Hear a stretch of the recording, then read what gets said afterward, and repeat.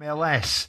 And of course, didn't get off to a great start. Lost to Hearts the other night, table-topping Hearts. And now tonight, Celtic host Roma in the Europa League as Noncey aims to bounce back from that debut defeat to Hearts. And then there's the small matter of a weekend League Cup final against St Mirren. So Noncey's been speaking, and he was asked if he was surprised by the level of scrutiny that he's come under since he set foot in Glasgow. My mom told me that I have, I don't know how to say that in English, but I have bags, a bit of bags. I said, yeah, mommy, I just come in, jet lag, try to anticipate everything. But again, this is part of our job. I'm really excited by that. So I try to stay at peace with myself, at peace with the person that I am. Try to open my eyes to understand the culture. Try to open my eyes to also to understand what is the context. And after that, I'm going to do what I used to do in terms of the way I want to play, because this is a lifestyle. This is not something that I try to cope. This is something that I feel. And after that, we'll see. Wilfred, the baggy eyes are going to get worse, mate, if you lose to Roma and then St Mirren at the weekend. Noncey Simon, when it comes to it, was ridiculed in some quarters for the use of a tactics board on the touchline. Some pundits even questioned his choice of wearing green trainers the other night against Hearts. Optics. Should how you present yourself in the dugout actually matter? If you don't win football matches, it does. I mean, it all becomes part of it. His big problem is not the fact he was playing battleships with a tactics board, is that he... See, even you're ridiculing it. Well, I think it's relatively ridiculable because your team didn't win a game. You've been handed over a very decent set of results in terms of re-establishing Celtic back into a good form from Martin O'Neill. You've got Hearts, who are sitting top of the table. Your first game is an absolute belter of a game. It's against the team that's sitting top of the table, who have recently gone on decline. So the opportunities there. Celtic have been in the upswing. Hearts have levelled off a little bit. And you go produce an outcome which you change the team around. You lose the game. And you sit there creating an outcome which is very reminiscent of other American managers. I know he's not American, but he's been managing in American football, whether it be Jesse Marsh or whether it be Bob Bradley. Next thing you'll know, you'll be talking about other things and other terminologies, PKs or whatever he determined, penalties, kicks were in terms of what Bob Bradley used as American colloquialisms for English football.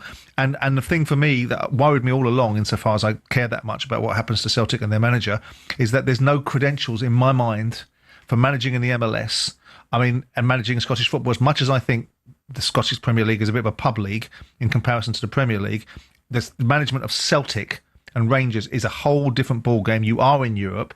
If you don't get hold of this, you'll get your backsides handed to you tonight by a decent European side, Roma, and all of a sudden you've got 2 games in, and you've started with changing the team around from the team that O'Neill has stabilised and got results out of. You've changed that around. You've gone out there looking like a coach that has all theory and no practice, and you've lost the game. Really? But it's game 1. I know. It's just arrived. But it's unfortunate, isn't it? That's why you make first impressions are the one that lasts longest. So make the right one.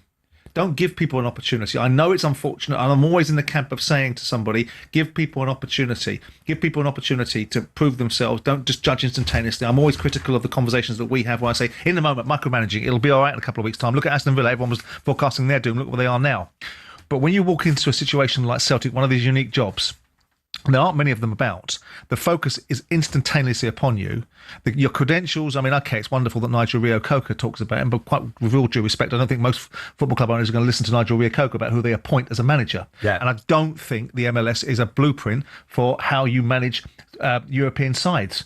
But hey, I'm happy to be proven wrong. And so the reason why I'm saying it is the first impression is important, because us buggers in the media, and I put myself in that, will judge you forever and a day on that impression. You'll never get away from it. So win the game. Don't change too much. Win the game. Be sensible. Get the outcome. Move on. And no one would care about your tactics board and all that sort of stuff. I think it's so picky. He lost. Rangers manager Russell Martin, Simon, when he was there, he was criticised in some quarters for opting not to wear a suit. Big deal. If Russell had won more games, he'd still be there. That's not really serious criticism. That's people finding content, finding a mechanism to fill some airspace, right?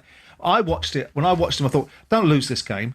and don't give people an opportunity to parody anything you're doing. And I'm sat there, and I honestly do. I know I might be a bit of a bit of a philistine, but I do think it's BS baffles brains with all this stuff. The players should know what they're capable of doing. The managers should set them up at half time at the beginning of the game. You shouldn't need a bleeding tactics board on the side of a pitch going through. It's ridiculous. But there'd be no uproar about that if they'd won the match. Win the game then. That's a thing, isn't it? Well, there would still be people saying, okay, not sure about that, because it does feel like theory. It does feel like style over substance, and it's not the kind of style that European football is predicated upon. Yeah. It's not. And if you don't know that, you better be right, son. If you want to be that kind of outlier, if you want to operate the way you want to operate, you better be right, son. Because the orthodoxy in this part of the world will eat you for breakfast. Oh, yeah. If you aren't right. Welcome to Glasgow, Wilfred Noncey. So should